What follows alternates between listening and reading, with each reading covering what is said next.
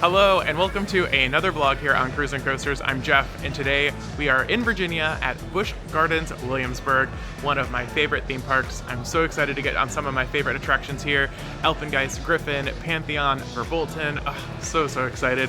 And what's even more exciting is Busch Gardens Williamsburg does allow for on-ride filming. So I have my chest-mounted GoPro, already stopped at guest services to get it signed off. So you do have to show the card at every single attraction to let them know that you have been signed off and that you are going to be safe when filming on ride.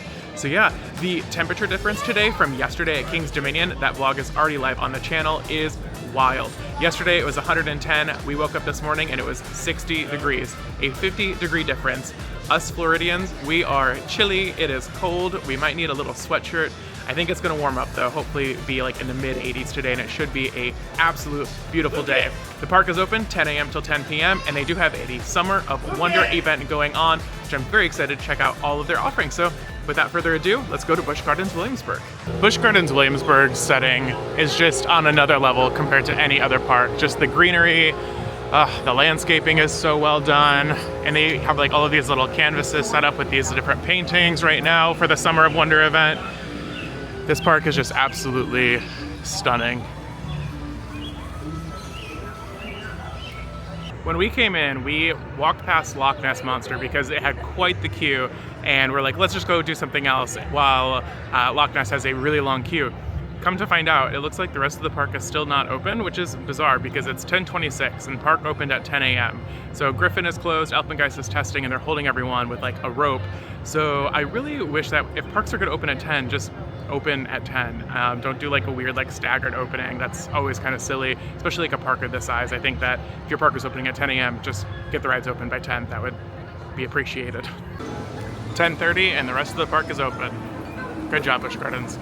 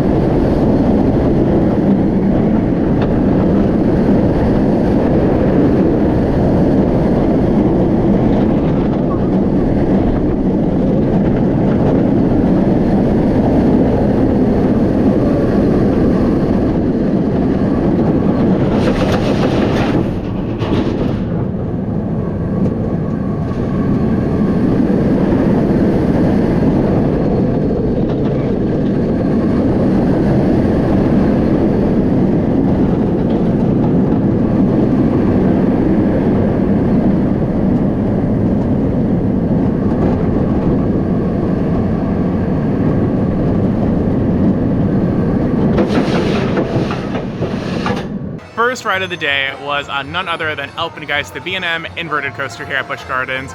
Front row on that ride, as you guys just saw, and what an incredible ride. First, I think this crew might be competing with Iron Gwazi for some of the worst operations I've ever seen, because whoo, that was rough. But the ride itself, the first drop is incredible. You're almost 200 feet. It's almost a hyper coaster, which I think is just unbelievable. The Cobra roll is probably my favorite part, especially in that front seat. You really get whipped into that like corkscrew element after that half loop. Phenomenal. And then the turn into the brake run is just unhinged. Like your whole body just gets thrown to the side. The rest of it is kind of like, okay, it's fun, it's floaty, she's there, she exists. She really shines in the first half of the ride. Made our way over, and our next ride is going to be Invader. Fun fact, this ride actually uses the old original Gwazi trains from Busch Gardens Tampa.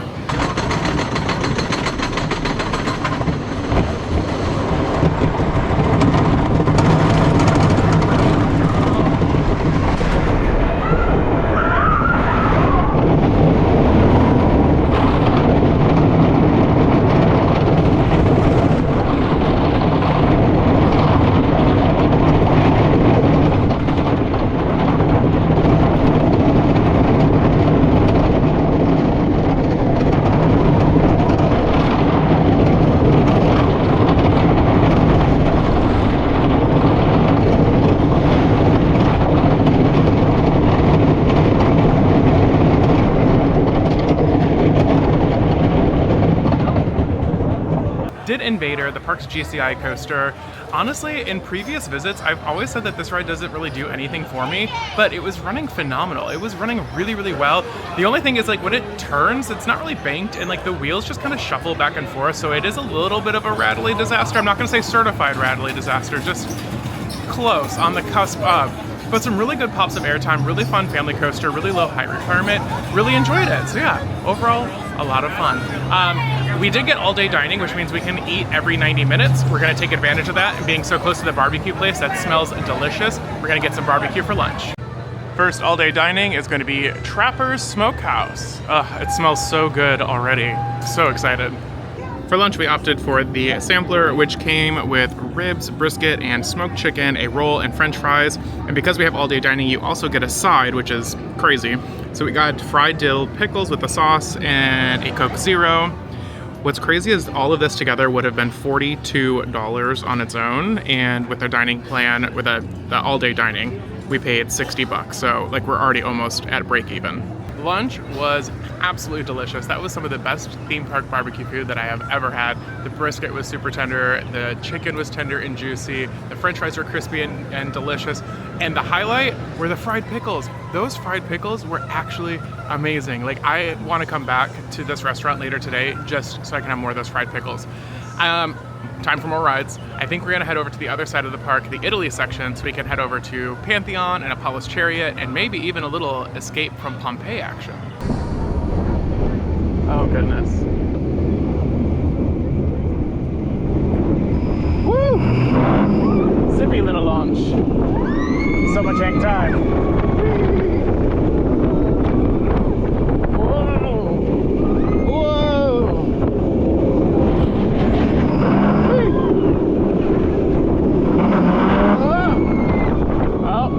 Make it. Oh no. That's crazy. Oh!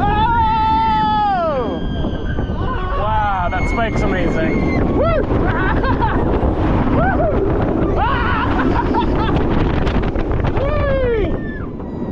So slow. Woo!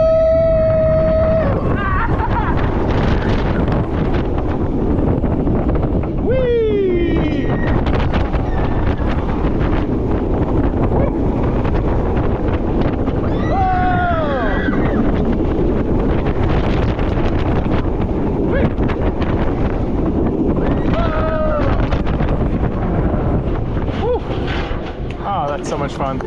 Did two incredible back-to-back rides here on Pantheon. The Intamin multi-launch coaster, absolutely phenomenal coaster. I love that reverse bike. That backwards airtime is absolutely amazing. You just like get absolutely thrown out of your seat, thrown back into it. It's like violent, but like amazing at the same time.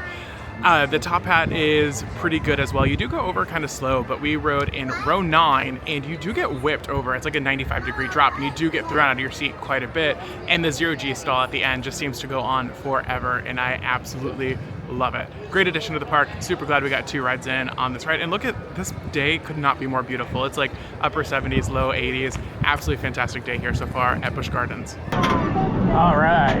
Oh, what a beautiful day. Whee! Here we go.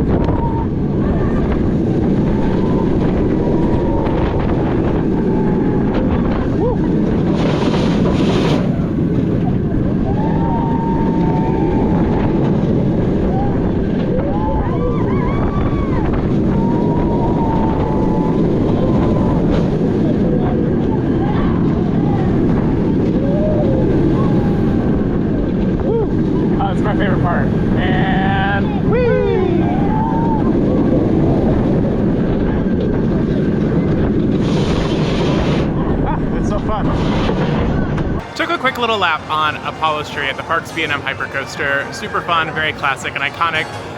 coaster here. The purple and yellow, I absolutely love it. It runs still really, really well. You can tell it is showing its signs of age a little bit. It has a little bit of a shuffle, a little rattle to it, some really good airtime moments. I think my two favorite moments are really interesting. One, going up into the mid-course brake run, I got a nice little pop of airtime. I was sitting in the second row. And then also that little like trick drop at the end of the ride right before the ride finishes. I love that little, you get thrown out of your seat one last time, smile for the camera, and then into the brake run. Overall, a really solid coaster. And for the first like hyper coaster that B&M did, they really did a great job. But really glad that that led to things like Mako and Fury later on. We've done a ton of rides this morning, so I think we're gonna take a little bit of a slow afternoon to start and do the Skyride. The Skyride is operating and it's a beautiful day to get some footage of the park from up above.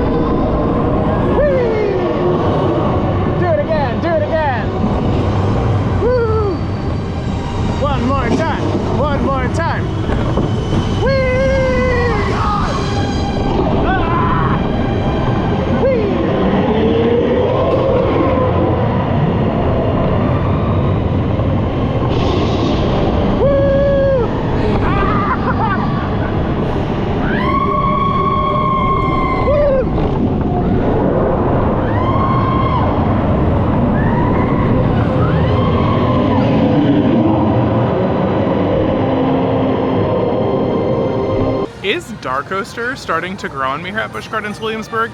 We did it last year and I remember thinking it was like, okay, but why would you invest in that? But this time I actually kind of liked it. We rode in the front row. I don't know if that made a big difference, but the second launch and then the fourth launch. So if you didn't know, you go through the layout twice. There's like a transfer track in there to allow you to go through it twice while the other train is loading and unloading. But that second and fourth launch, it has some kick to it, it has some power. You do get some little bit of air time when you're like maneuvering through the different twists and turns. Great way to cool down because the air conditioning in that show building is absolutely phenomenal. But I think it is a front row ride for me because you get that little pop of air between the transitions. So overall, it was fun. I liked it. My only complaint with Dark Coaster at this point is I wish they would have invested in some theming outside of like what was in the clearance section at the Spirit Halloween, because that's what the interior is giving.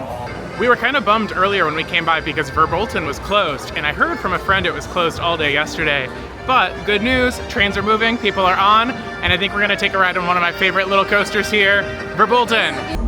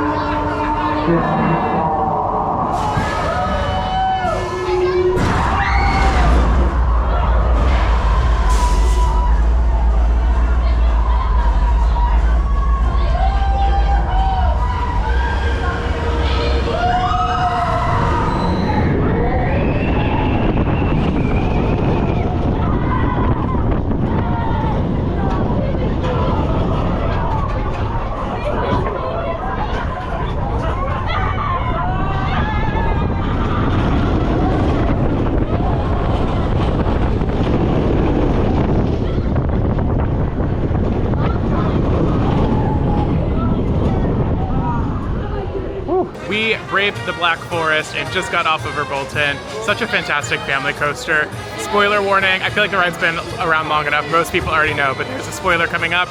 The drop track. The drop track was like shaky and rattly, which is really bizarre, but it had like, and I don't think it's like meant to do that. It just felt really bizarre. Anyway, the ride itself was really good. We rode in the front row, as you guys saw there, and it was actually running quite smooth. The only like really rough, rattly part of the ride was after the big drop over the lake, and that like curve, it takes at a pretty high G-force, and you can like hear and feel the whole car kind of like just shuddering.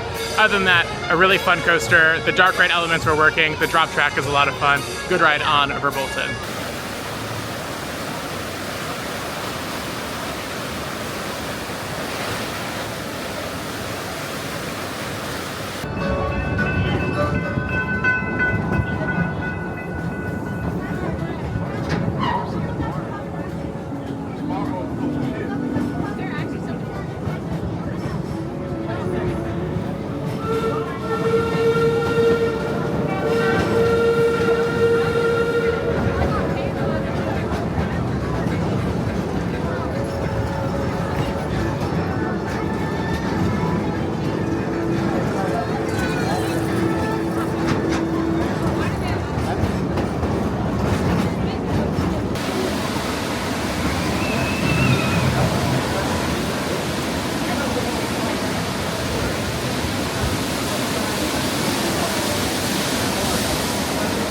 I couldn't pass up, on a beautiful day like this, a ride on the park's log flume, Le Scoot. Longest wait of the day so far. We waited about 30-40 minutes for it, and it was quite a short log flume. I didn't really get wet at all except on my upper right thigh, so perfect amount of wetness in my book. You don't come off completely drenched. And my only complaint is that it was quite short and lack of theming, except at the top of the like final drop. But feeling a little peckish now. I think we're ready for a little dinner. So I think we're gonna make our way to the Fest House and see what we can find for dinner there. Came to the Fest House and I got the sausage platter. It is a staple every time I come to Busch Gardens Williamsburg, one of my favorites. This was $28 with the side and drink, by the way, so we definitely more than exceeded the value of our all-day dining. And look what they had. More fried pickle spears. These are incredible. You have to try these if you are coming to Busch Gardens Williamsburg.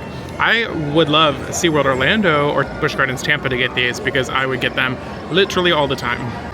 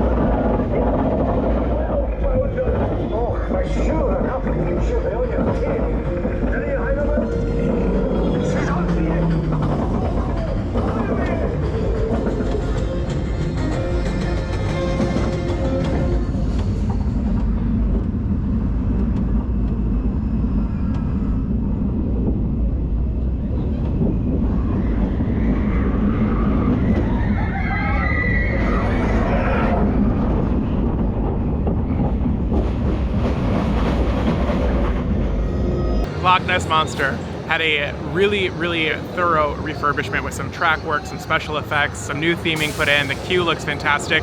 The ride is running super goofy.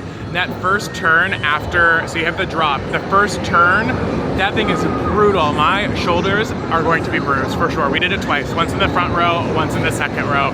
The loops have that very classic Aero feel to them. To be honest, I don't really find much of a difference between the old loops and the new loops. If you want me to be like totally transparent, they feel almost exactly the same to me. I do wish they would have sprung a little bit more money into the tunnel. I think so there's some like lighting screens and like some sounds, and I do wish that the screens were like wrap around or maybe at least 180 degrees, because you just fly past the Loch Ness monster as he's kind of like staring at the train. It is really cool. I just wish it was a little bit bigger so you had more time to appreciate the effects that were going on, or like maybe if it was like full 360, like the Loch Ness monster could like follow the train. That would have been absolutely epic. Overall, I'm really glad they gave it some love, put some new theming into it. I think this coaster is so iconic and I love coming to ride it. I just think 2 times in a row, that's probably as much Loch Ness monster as I can handle today.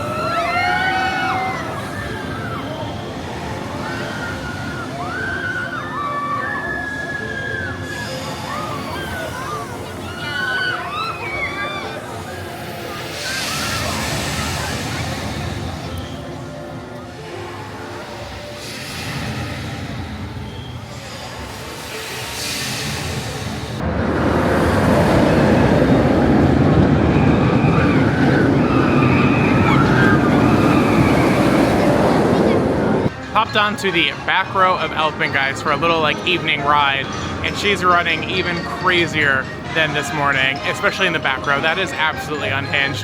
That Cobra roll and then the turn into the mid-course are absolutely obscene. It just destroys you. It literally feels like a car crash. She's a crazy girl. Before some more night rides, we decided why not use our all-day dining one last time. I got a little orange chicken, some noodles, and a chocolate cupcake from the Marco Polo restaurant in Italy. It's a choice, but it does smell really good. After dinner, it's going on just close to 8 o'clock. The park is open till 10. Guys, I don't know if we're gonna make it till 10 o'clock tonight. We've done so much. We're feeling very satisfied, very happy. We want to do a last ride on a Apollo's Chariot, maybe do Escape from Pompeii, depending on how wet people are getting on the ride, and then probably end the night with 2 rides on Verbolten, because that's one of our favorite rides here. So, to Apollo.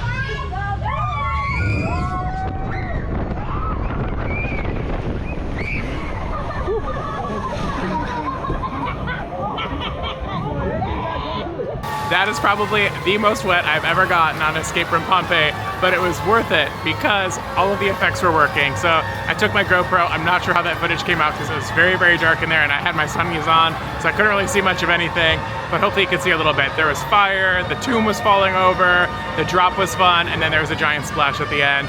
I love a good shoot the ride. Welcome back. I normally hate water rides, but I do love how themed this shoot the shoot ride is, and it makes worth riding every time.